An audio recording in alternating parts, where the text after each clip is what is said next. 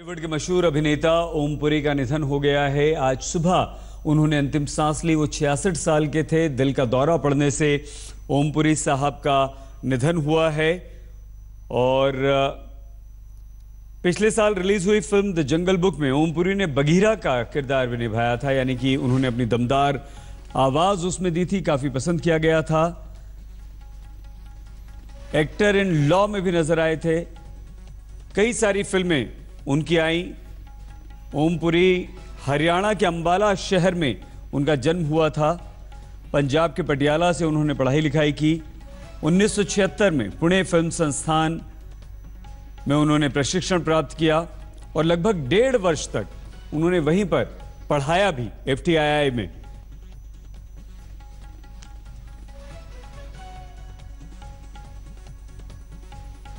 इसके अलावा ओमपुरी ने अपना एक थिएटर ग्रुप जिसका नाम मजमा है, उसकी स्थापना भी की थी।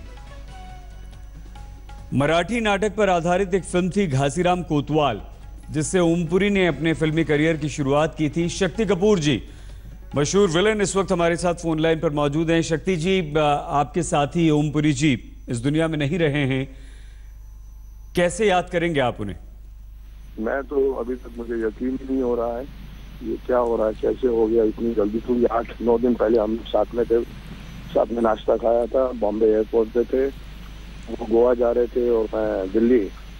उनकी तबीयत कुछ ठीक नहीं लग रही थी, क्योंकि ओम जी मेरे इंस्टीट्यूट के 1 साल जूनियर है। हम लोग 40 साल से हमारा रिश्ता है, बहुत फिल्मों में काम किया है। और मैंने उनसे कहा कि आपकी तबीयत मुझे ठीक नहीं लग रही ओम जी। शक्ति जी, सतीश जी भी इस वक्त हमारे साथ जुड़ चुके हैं। आप कैसे याद करते हैं अपने साथी को? सतीश जी। पुरी साहब से हमारा बड़ा गहरा संबंध रहा है। जैसे कि सब जानते हैं कि हमारा थिएटर ग्रुप जो है मजमा, पुरी साहब ने जब शुरू किया था, और हमारा एक नाटक था बिच्छू, और वो हम क्या करते थे, और पृथ्वी थिएटर की भी तब शुरुआत हुई थी। तब से मैं पुरी साहब को जानता हूँ। तो मेरे लिए बहुत दुखद समाचार है ये, बहुत शॉकिंग है, बिकॉज कोई उम्र भी नहीं थी उनकी, और मतलब वो तो एक कर्मठ एक्टर थे और एक ऐसे कलाकार थे जिन्होंने एक्चुअली एक रास्ता बनाया है टाइप ऑफ एक्टर्स के लिए।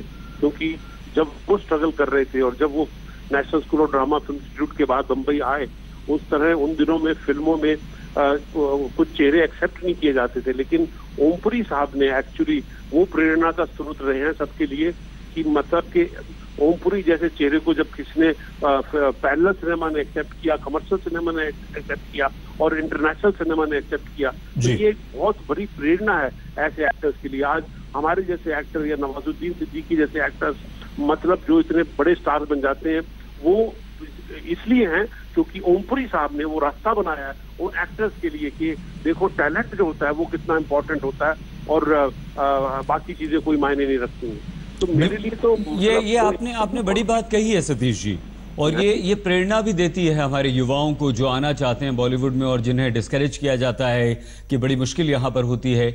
लेकिन कैसे आप लोगों का सफ़र शुरू हुआ FTII से लेकर मजमा, और मजमा के बाद आपने थिएटर्स भी खूब किए, आप फिल्मों में भी आए, एक दमदार आवाज़ भी उनकी थी, उसका कितना अहम रोल रहा उनकी कामयाबी में, ओमपुरी साहब की कामयाबी में? सतीश जी। उन्होंने किया, चाहे सत्य में एक मतलब जो इतना इंटरनली लेयर्ड परफॉर्मेंस था, या जाने भी तो यारों में आहूजा का रोल करना, या चाची 420 में करना, या ईस्ट में करना, तो मतलब और कितनी इंटरनेशनल फिल्मों में जब उन्होंने रोल किए हैं, तो उनकी रेंज क्या जबरदस्त रही है। मतलब है ना कि उन्होंने हर रोल के अंदर ऐसी जान फूकी है, चाहे उनकी अपनी प्रेजेंस है, चाहे उनकी अपनी आवाज है, या उनकी समझ है एक्टिंग के बारे में, बारीक एक्टिंग के बारे में जो समझ है।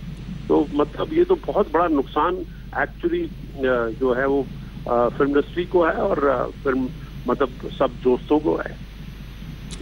बहुत धन्यवाद आपका सतीश जी, आपके साथी नहीं रहे, फिर भी आपने वक्त निकाला हमारे लिए, शुक्रिया आपका। अर्ध सत्य, जाने भी दो यारों, नासूर, दिल्ली 6, मालामाल वीकली, डॉन, रंग दे बसंती, इन तमाम फिल्मों में भी नजर आए। ट्वीट किए हैं उनके कई साथियों ने, मुझे विश्वास नहीं हो रहा, वो अपने बिस्तर पर आराम से शांत लेटे हुए हैं। हमारे महान अभिनेताओं में से एक ओमपुरी नहीं रहे, बहुत दुखद। अनुपम खेर।